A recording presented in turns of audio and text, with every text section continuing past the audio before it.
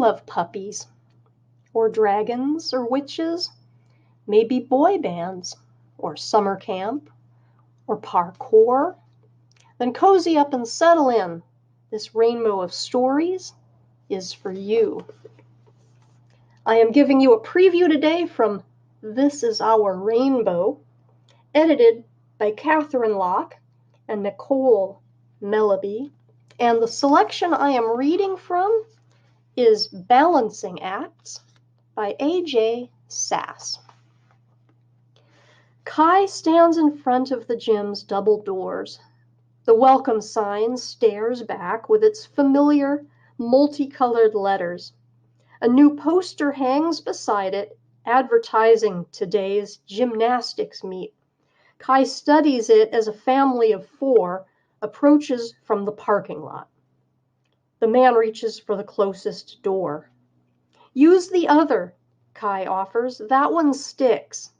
Or it used to. Maybe it's been fixed in the months since our last visit. Thank you. The woman smiles at Kai as her husband opens the other door. The kids scamper through it. Kai could leave now, turn around, go home, and text JC that he couldn't make it. But what about the next meet she invites him to, and the next? He can't stand the thought of being so close, yet never quite able to rip off the Band-Aid and return to the gym to cheer on our old teammates.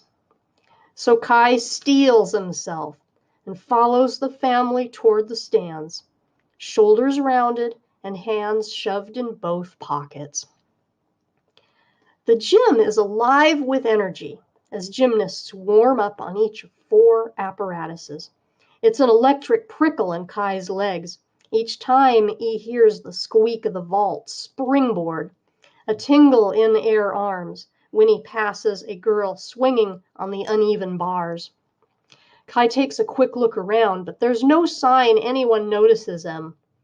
He lets out a breath and climbs into the stands, choosing a seat hidden among the other spectators as the meet begins.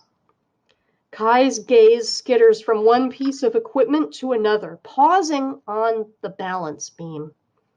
Earhart skips a beat as he spots our old team, but he looks away, not quite ready for the flood of memories. He watches another team take turns at the vault. Each girl's legs and arms pump as she runs, building momentum. One by one, their feet hit the springboard, then they're airborne, flipping, twisting, weightless. Kai's leg muscles tense.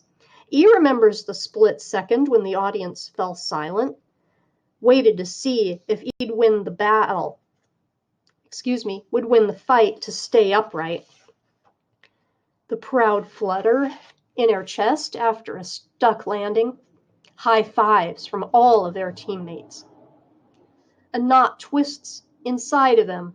He used to be part of this world, celebrating each teammate's success and commiserating when a routine didn't go well. Now he's an outsider looking in.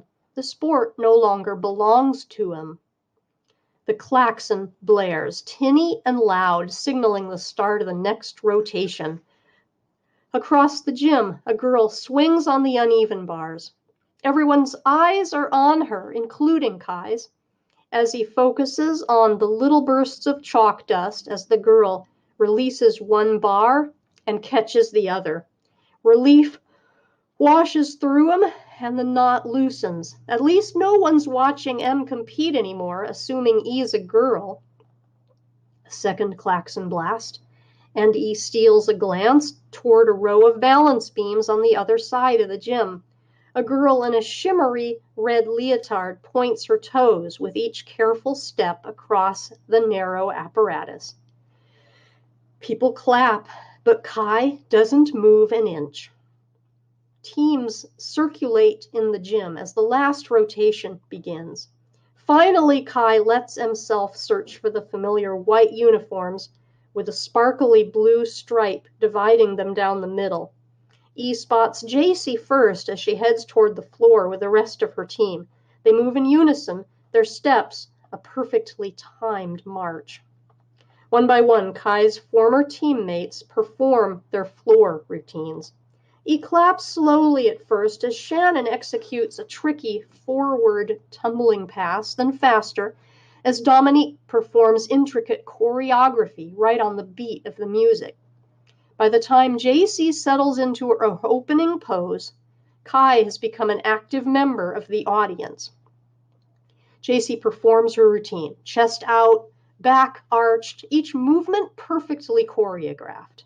She's a blur of white and blue that handsprings, twists, and tucks from one corner of the floor to the other.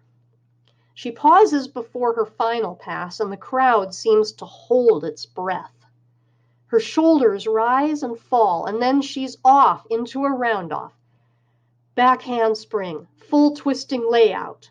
Kai jumps 2 air feet with the rest of the audience as JC grins, then salutes the judges. The tight feeling in Kai's chest returns as volunteers set up a podium for the medal ceremony. Her heart beats faster as JC's name is called for bars, vault, and floor. JC accepts a silver medal for the individual all-around, then looks up into the stands. Their eyes lock, and Kai has the sudden urge to run out of the gym. But it was JC who'd texted, inviting Kai to watch the meet. She'd said she wanted to see him, and deep down Kai wants to see her too. He forces himself to stay seated. JC's gaze flickers away until the end of the ceremony. The moment it's over, she hops off the podium. Her medals clink together as she takes the stairs up to him.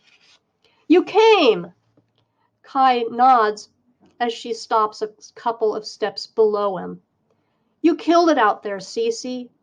The whole team did. Thanks, but we missed you." JC lowers her voice. "No one came close to your beam score from last year. You definitely would have medaled." She acts like she's sharing a secret, even though everyone seated around Kai has already filed down to ground level. Maybe this is good, Kai tells himself. Maybe Cece finally realizes he doesn't want people to know that her name used to be longer, and whenever people heard it, they automatically thought girl. Still, Kai swallows hard. "I missed you all too," he wants to say, but even if Cece understands Kai better now, Kai still can't help thinking that she might wonder if he's had second thoughts about quitting the team. Because not so long ago, she and Kai's other teammates tried to convince them to stay. They didn't get that changing her name and pronouns wasn't enough, that if he'd stuck with gymnastics, people would still see him as someone he's not. "You're playing tennis now?" Cece asks when Kai stays silent. "I was.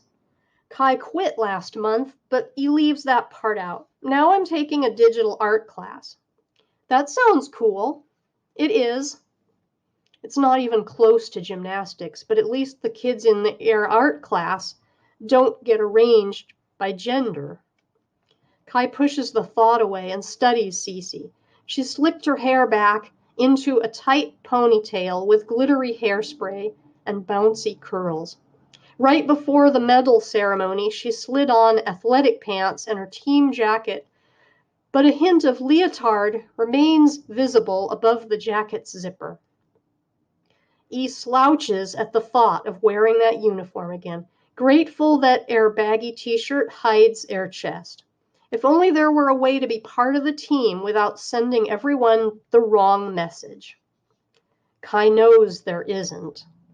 "The meet was fun to watch," he says, which isn't a lie, but it's not the whole truth either.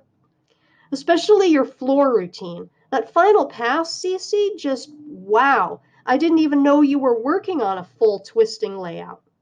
"Thanks." Cece's face breaks out into the same big smile she wore when saluting the judges.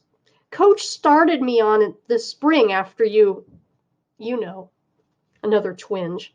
Kai had tried tennis to fill the hole left by quitting gymnastics, but girls were different uniforms than boys, In tennis, too, and Kai wouldn't have known which one to choose. Same for the swim team. Our younger sister Lexi tried to get him to join. Digital arts is an activity that finally allows Kai to just be Kai. Except art class doesn't make our heart race with excitement, and no one high-fives him after he completes a tricky design project. Sometimes it feels like he's stuck, no matter what he tries. And this has been an excerpt from This Is Our Rainbow.